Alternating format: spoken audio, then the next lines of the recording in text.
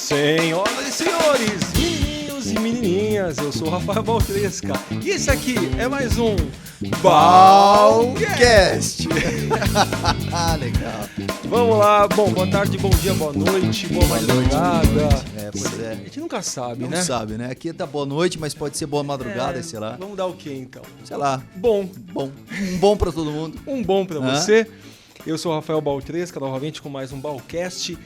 Este cast é transmitido ao vivo, não. É transmitido gravado pelo YouTube e também como podcast. Então, se você está ouvindo a gente no podcast, você pode ver quem somos. Porque tem gente que só ouve essa voz. Exato. Essa voz sexy. Essa voz sensual. E não sabe que eu sou uma pessoa bonita também. E esse meu convidado, deixa eu ouvir sua voz. Olá. Quem será essa pessoa? Quem Vou será? perguntar agora. Quem será?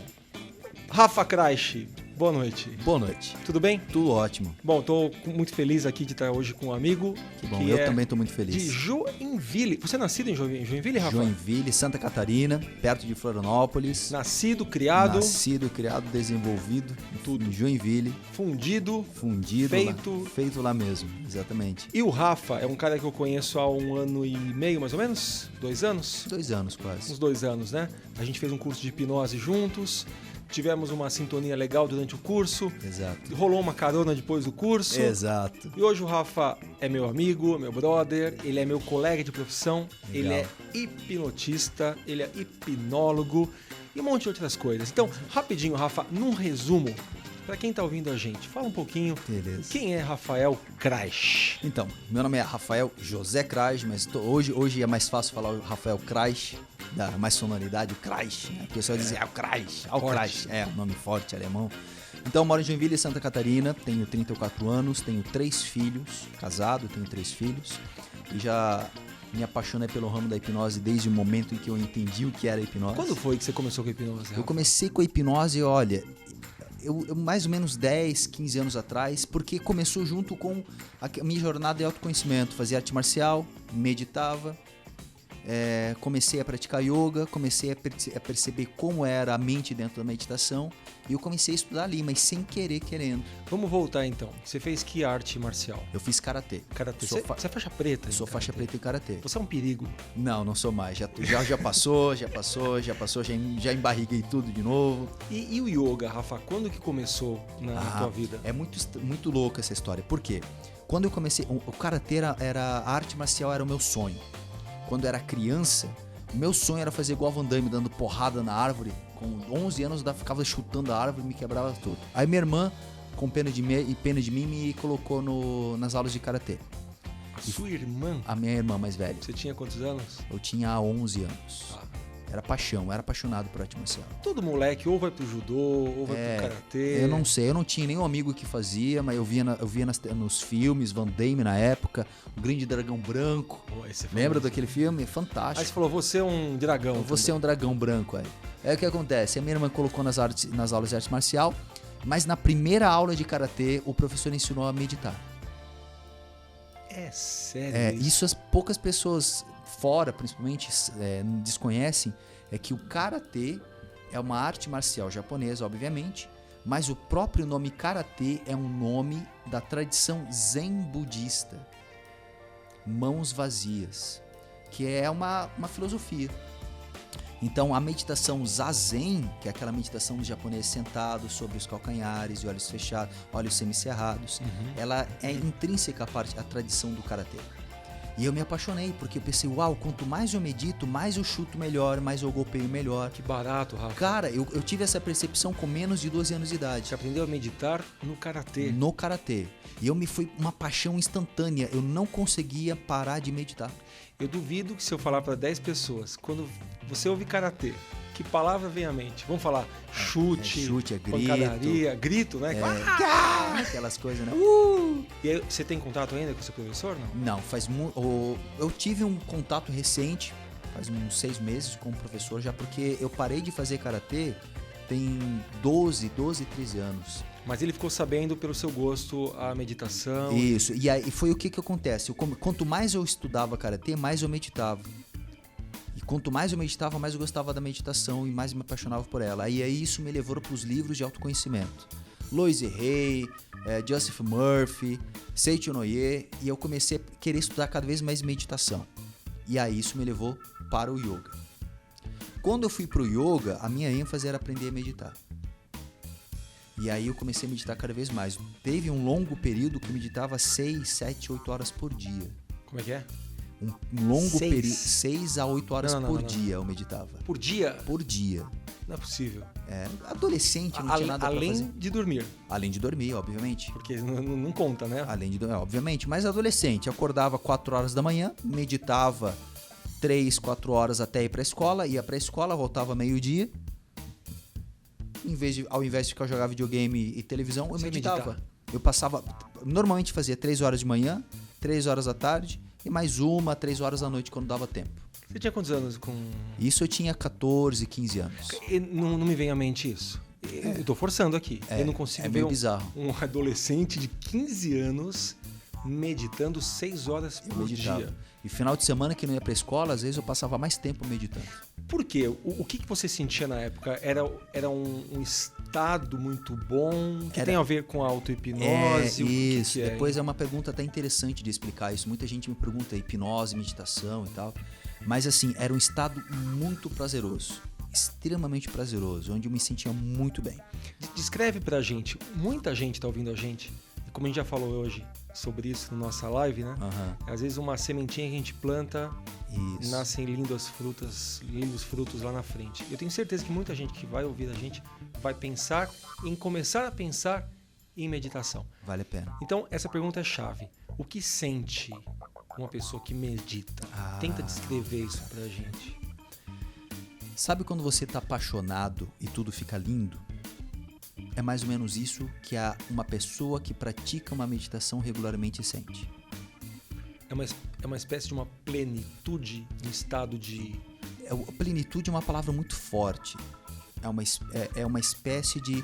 Tá tudo bem, você tá relaxado, tá tranquilo e a mente tá tranquila, ela não tá agitada. Vira uma segunda natureza, entendeu? Porque quando a gente fala em plenitude, a primeira ideia que vem é uma pessoa... tô morrendo de felicidade, tô explodindo. Não. É só um estado onde parece que tá tudo certo. Tá tudo bem. E durante aquelas 6 horas, então, estava tudo certo. Durante as 6 horas estava tudo certo. Até porque na época eu seguia linhas filosóficas que davam ênfase na meditação, com o objetivo de iluminação e tudo mais. Então, eu acreditava muito nessas coisas na época, então eu queria tudo mais aquilo. Então, além do fato da meditação ser extremamente prazerosa, eu tinha muito essa coisa, quase que uma religião. Então, de usar a meditação como algo que limparia a minha mente, me levaria a um estado de transcendência espiritual, chamada iluminação. Entendeu? Quando foi o momento que você falou, vou pro yoga agora? Acho que eu nem percebi. Isso que eu ia falar. Eu nem percebi. É uma coisa meio eu tava natural, ali com 14, né? 15 anos fazendo karatê e comecei a perceber a meditação no yoga. E aí eu comecei a perceber que ficar chutando, lutando, já não me dava mais tanto prazer. Então, de repente, eu tava meditando e larguei o karatê. Quando eu larguei realmente o karatê, eu já tinha uns 18 anos. Aí eu fiquei só com yoga. Mas durante muitos anos andavam junto. Aí chegou um ponto onde naturalmente ficou só com yoga. E o yoga você seguiu durante bastante tempo, né? Então o yoga eu segui basicamente por muito tempo. Faz parte da minha estrutura hoje mental e fisiológica, por assim dizer. Mas chegou os últimos 3 anos, entrou nova fase. Do yoga para hipnose. A sua mulher você conheceu no yoga? A minha mulher eu a conheci porque na época eu trabalhava com terapia Reiki. Sua esposa, né? Uhum. Então eu a conheci porque eu era professor de Reiki, eu era terapeuta Reiki. Ela foi sua aluna? Ela foi uma cliente minha. E aí ela começou a ter vários processos emocionais. E ela já fazia yoga? Aí ela começou com yoga depois. Com você então? Não, comigo não. Ela começou no Rio de Janeiro, porque ela veio para as férias no Rio de Janeiro. E até hoje ela trabalha com isso? Aí hoje ela trabalha com yoga. E a hipnose, quando é que veio? A hipnose foi um outro processo, onde eu comecei a sair daquele estado de idealização religiosa e espiritual que o yoga dá. Muitos mestres, gurus, iluminação. Eu comecei porque eu sou uma pessoa, mesmo meditando e tudo mais, sou uma pessoa muito analítica. Eu gosto de analisar as coisas, faz parte de mim, então eu não consigo olhar para uma coisa, eu sempre olho para as duas, já comparando-as. Eu trabalhei inclusive com a área de engenharia civil, então eu sempre olho para duas coisas. Eu comecei a perceber muitas coisas por trás de todos aqueles movimentos lindos, religião, e agora a gente não come mais carne, a gente vive só de luz e vamos só meditar. E eu comecei a perceber que aquilo já não fazia mais sentido. Não só para mim, porque eu começava a olhar as outras pessoas e mesmo aquelas pessoas santas e iluminadas eram tão perdidas quanto aquelas que a gente estava falando da live. A diferença é que o perdido delas tem um contexto diferente. É um contexto em nome de um Deus, ou de um Buda, de um Alá. Entendi. Você começou a ver que isso não era o fator de mudança. Exato, não era o fator da mudança. Entendi. Elas se matavam por um mantra que é diferente do outro. Entendi. Só transferia o problema, né? Só transferia o problema. E isso ficou muito claro com um professor de meditação que eu tive, que ele foi monge budista por 20 anos, uma coisa assim. Ele falou uma coisa muito interessante que me tocou até hoje, tem mais de 10 anos isso.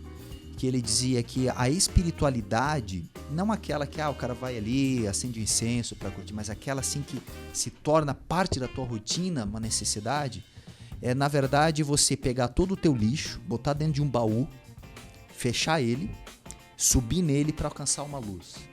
Qual o problema? Aquele baú vai apodrecer e vai cair dentro. E tu vai cair naquela podreira. A caixa de Pandora. Os monstros vão te devorar.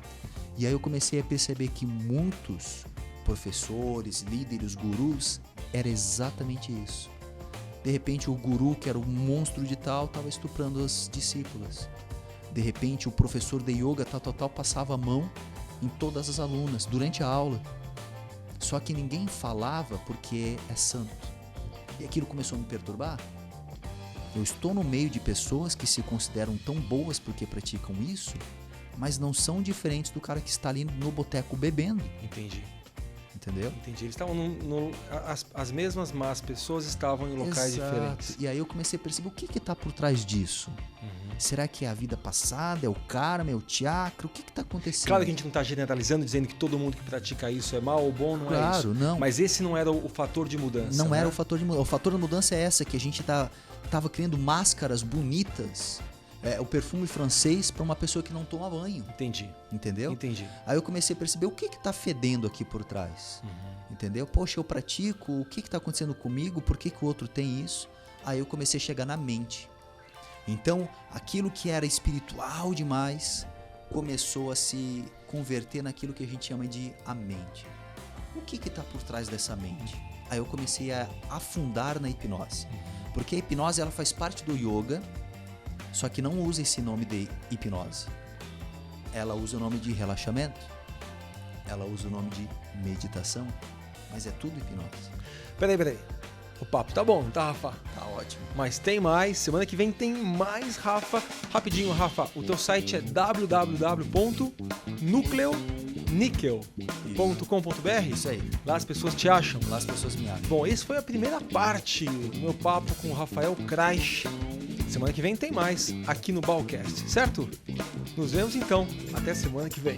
Tchau!